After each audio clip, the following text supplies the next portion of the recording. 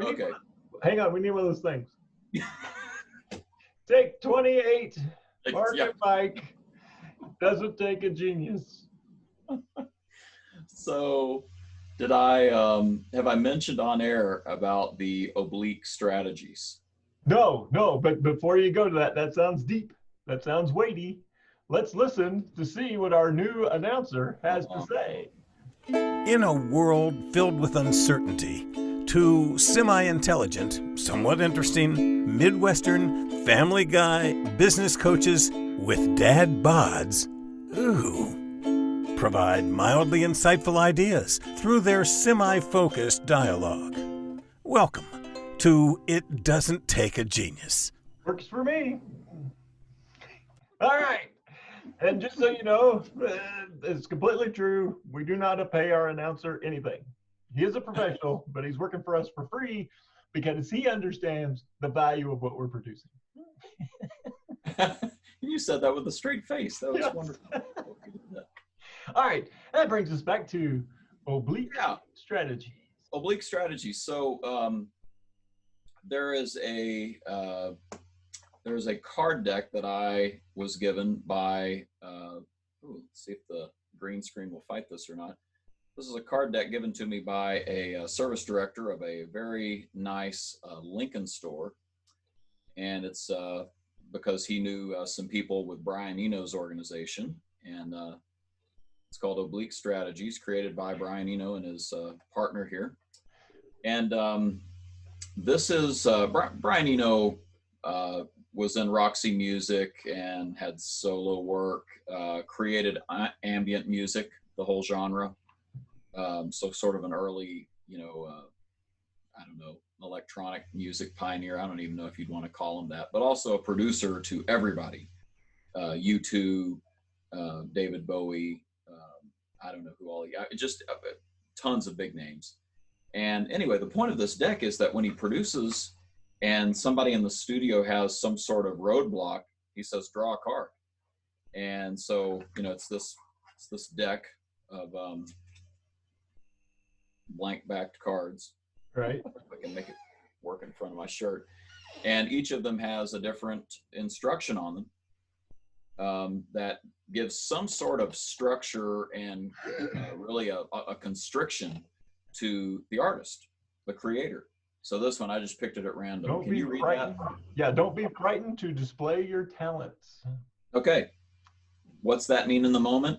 Who knows? But it's something that would be a command you'd have to obey, right? That's sort of the idea, is that this is a guidance that pushes you a certain direction when you're not sure which direction to go. So there's sort of a famous story about when he was helping David Bowie with his, the Berlin trilogy of albums. And they both drew a card and didn't tell each other what the card said. And I don't remember exactly what the directions on the cards were, but essentially, David got the card that said, make everything louder, and Brian got the card that said, make everything softer. And so, they have this tension set up in the song, and it's a song that goes on to be, critically acclaimed and so on and so forth. But it all started because they basically forced themselves to have some sort of constriction and structure in what they were doing, that it turns out, because of that constriction, unlocked some creativity. Oh yeah, no, that makes perfect sense. I remember reading the book Jumpstart Your Brain, and the Idea Mansion, and all these companies would bring all their people, their leadership there, and they'd get in a room, and one of their major rules was you needed more stimulus. If you're going to be creative, you've got to input more ideas. And so just like the card, right? You grab an idea, and the idea can be completely random.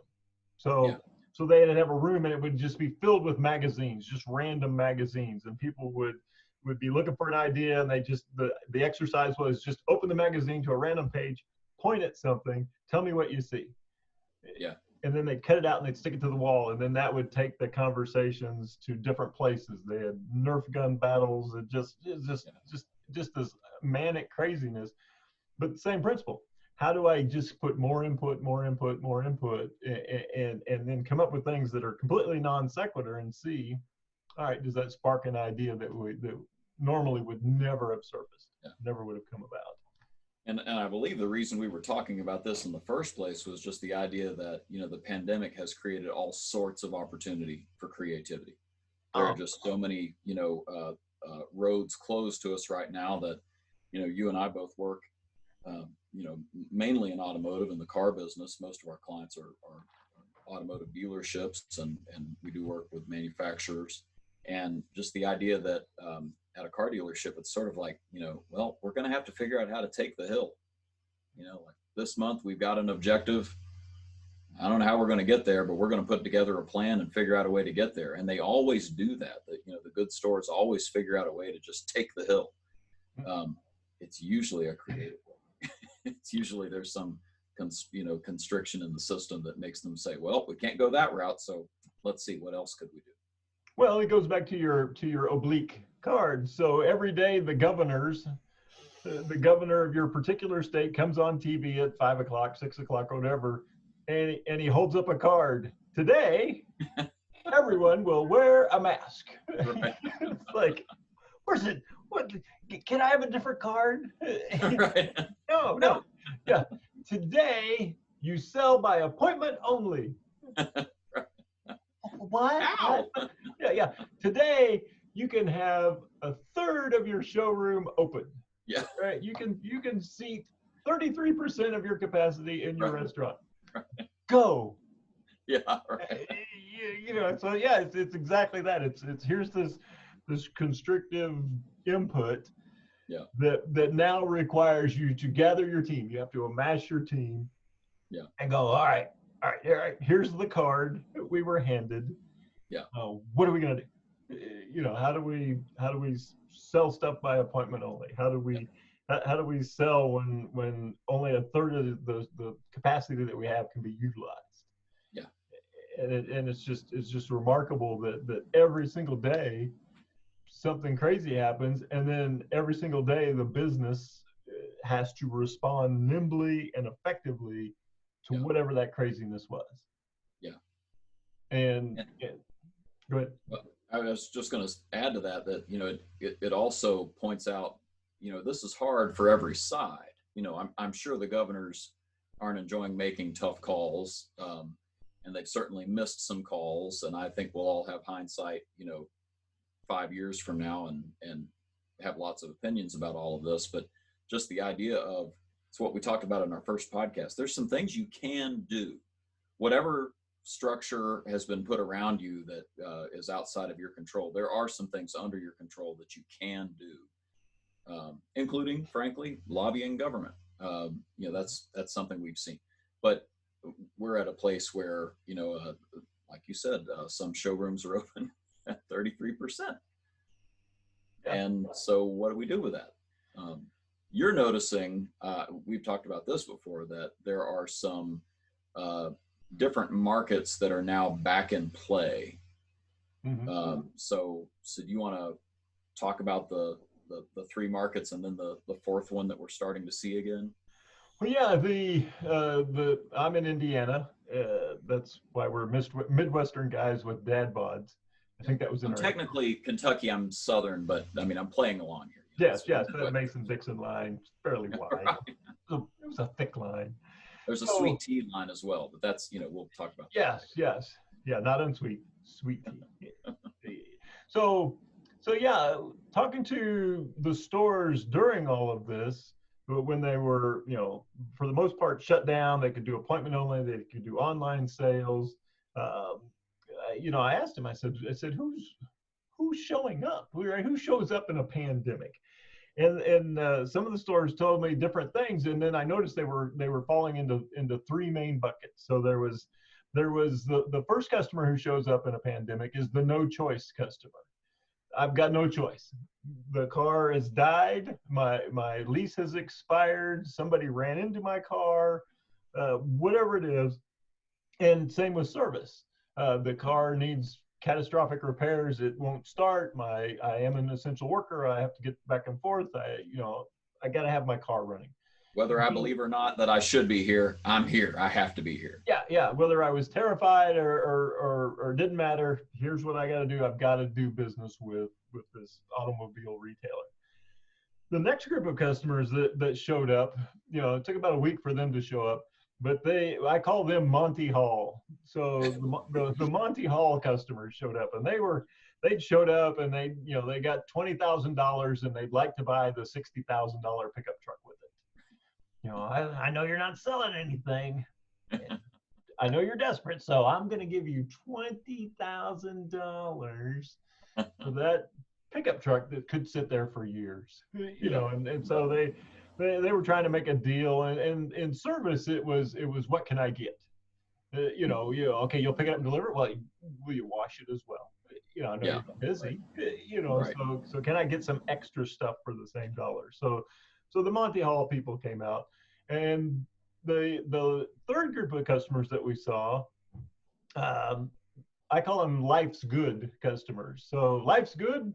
I see no pandemic.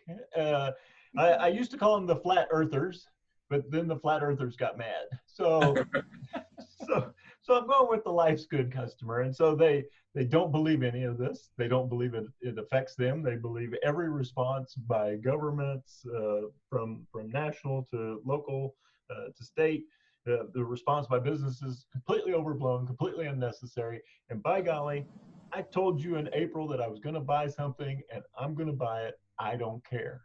Yeah. And so their belief system is driving their behavior. So my value is this is fake, and the way I prove that my values is by I act like nothing's happening and I go and conduct business just like I want to. They're behaving in accordance to their values. Yeah, they're perfectly aligned with what they believe, and so as things opened up, the last 10 days, we had a nice influx of business into the stores. And that brought out the fourth type of customer. And so the fourth type of customer is what I call the good citizen. So the good citizen, when everybody told him to stay home, he stayed home. When they told him not to go shopping, he didn't go shopping. He's doing whatever. And so the governor of the respective state came out and said, if you put on a mask and you wash your hands, you can go shopping. And lo and behold, once that key was turned, they showed up. I had stores tell me they had more sales calls in 2 days than they'd had in the last 3 years. That the good citizens still needed cars. And one of the things that we forget through all this is we've got this incredibly high unemployment rate, but we've also got a whole bunch of people who didn't miss a single check. Right. They worked straight through this thing, and in some cases they were making overtime. Yeah. So if you were in a retailer that stayed open, some medical professions, our teachers, we haven't had school since March. They didn't miss a check. So there's a whole bunch of people with money who for 60 days sat on the sidelines and did nothing. And so now you've got, these four types of customers out there, and that in itself creates a dilemma. Yeah, you're reminding me of the race formula for public relations. My background was working for a PR agency, and whatever the project was that we were working on, the idea was, you research what are the publics involved that we're going to be relating to. Oh, I like that word.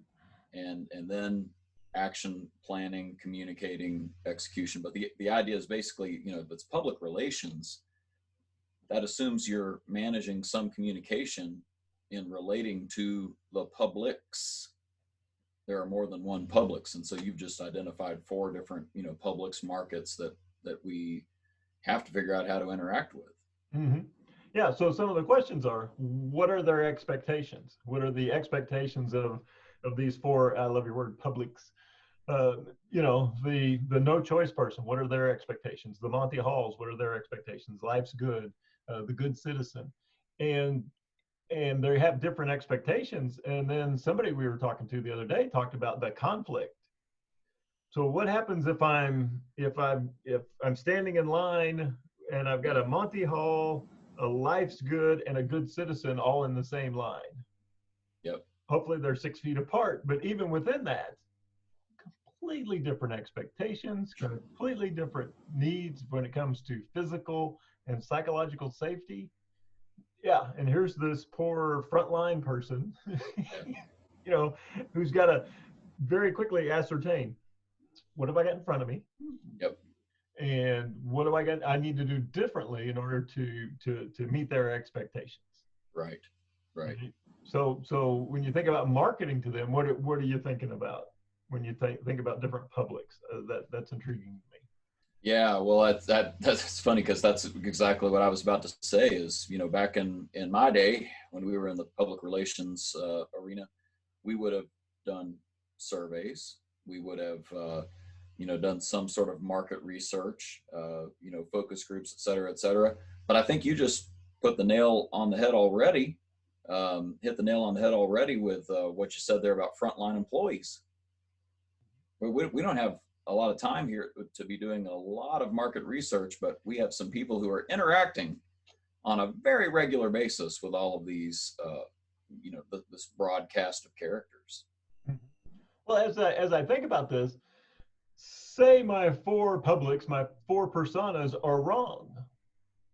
Right. So say they're not applicable everywhere. Yeah. So the goal for me to go into a store and help and be of assistance would be to gather the frontline people and say, who you seeing?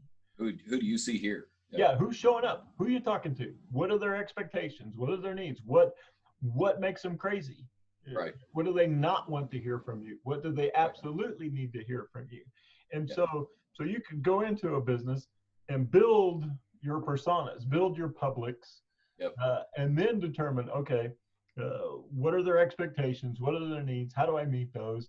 And then we're talking about the frontline people. Then you expand that to the whole scope of the organization. Yeah. So now I'm looking at all my messaging. So when these four personas hear my radio ad, all right, see my TV commercial, they see my ad, my targeted marketing online. What does it say? When they go to my website, right? So the Monty Hall customer is going to want to see the specials, right?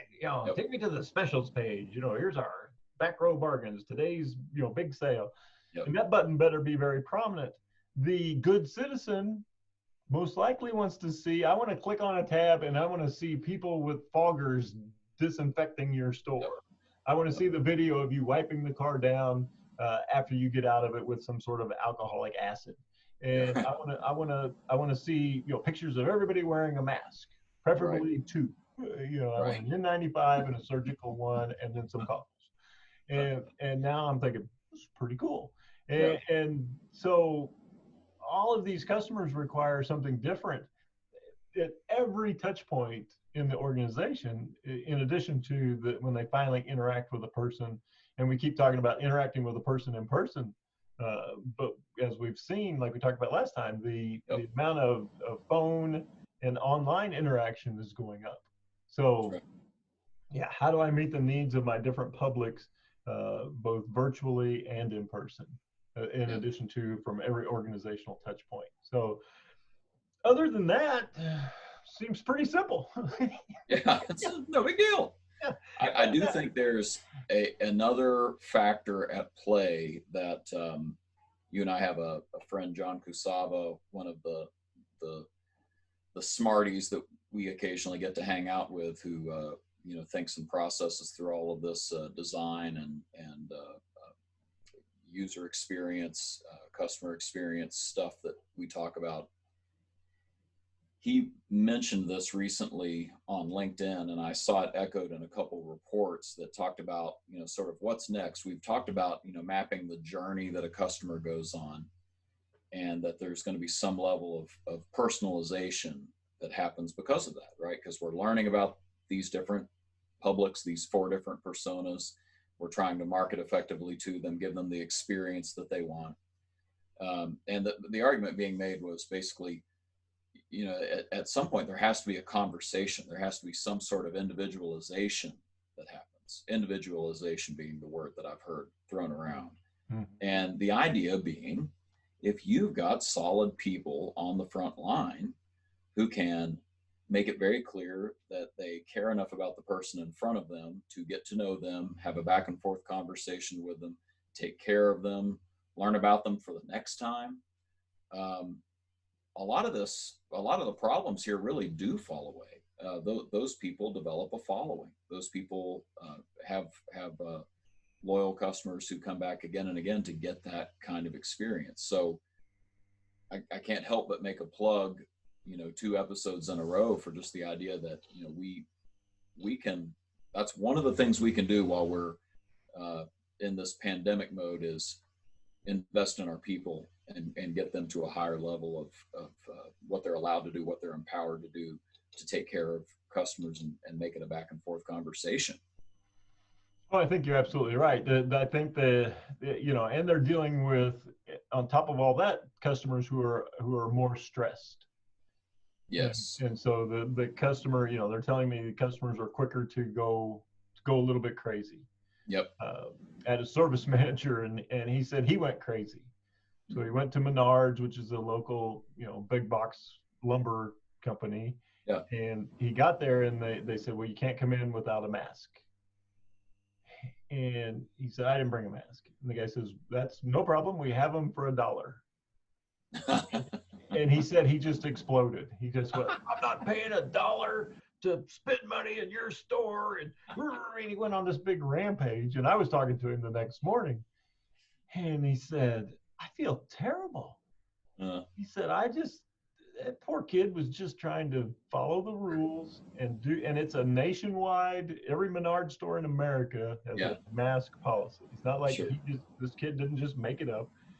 Right. And he was trying to do his job, and I went crazy on him. And I look back, I'm ashamed and I'm disappointed in myself. And, there was no call for that. But in the moment, sure, stressed, got to get in, got to get out, got to get home. Life is crazy now. These emotions just manifested themselves, and somebody who's typically pretty rational guy, but I wouldn't expect this from. So in addition to meeting the expectations of all these customers, you got to have people that have the skills to meet the emotional needs of the customers, and those emotions are very raw right now. And we're seeing everything from incredible gratitude. I'm hearing from frontline people where customers are bringing them, here's some hand sanitizer. I had, I bought some extra masks, and they're just bringing them gifts to the people who are just livid that the whole world has been turned upside down and they're part of it. Yeah. And you're the next person I see. So I'm sharing my frustration and anger with you. Yeah. And so, that really, you're absolutely right. That's a skill set that you can develop to say, okay, wait, time out. This thing is happening to me right now. It's very raw, and I need to process it fast enough that I don't react to this person, and instead I actually respond in a way that is going to diffuse the situation or maybe even win the customer over. But you have seconds. Milliseconds. And making the right decision in the moment is the tough part, right? I think people talk about that. That's emotional intelligence. It's not having the emotion, it's being able to muster it up in the moment when you need it, and not do what 90% of us do, which is after it's all over, you go, you know what I should have said? Right. I now clearly know that I shouldn't have done that. Right. That did not help. Right. Whatever that wasn't good. Yeah. But being able to do that in the moment versus 20 minutes later when you're on your break going, that didn't go so well. Whoops. Whoops. So I think you're right. There's a greater need than ever for our frontline people to be skilled up, and we have to admit that they're under a lot of stress, right? Whether they're physical and psychological safety needs, and how do we meet those expectations as well? Yeah, there's room through the entire domino effect that's happening here. Business owners to their management team to their employees, those frontline employees to the customers and clients they're serving. And frankly, those customers and clients themselves reflecting that, back to the organization. Turns out that doesn't actually become part of the profit making of a business or, mission fulfillment of a business. But for all the people involved that are under the name of that business, there are huge opportunities right now to do some of the things we've just been talking about, mapping the personas of those people that you interact with at your organization, doing it by gathering intel from your front line, helping your front line be able to respond appropriately, and then doing the same thing for the front line. I bet you could persona map your employees. Mm-hmm. Yes. And I'm sure you've got the no choice employee, you've got the Monty Hall employee, you've got the Life's Good employee, and you got the good citizen. So, and each of them will require special handling by the management, the leadership of the organization. Yeah. So, Awesome. So yeah. No, I think that's a great admonition and probably a great way to wrap this up. Just, step one, gather your team, right? Ask them who they're talking to and what are the expectations of those people, and then start to look for those patterns. Yeah. Once you see the patterns, then it will become clear, okay, what do I need to do more, better, different, or less in order to meet the expectations and exceed the expectations of those customers. And just to double down on something you mentioned earlier about, sort of being able to name the emotion, not just experience the emotion, but name it and reflect back appropriately. The very fact that you have that meeting, Mr. Listener of this podcast, Miss Listener of this podcast, is probably a step forward.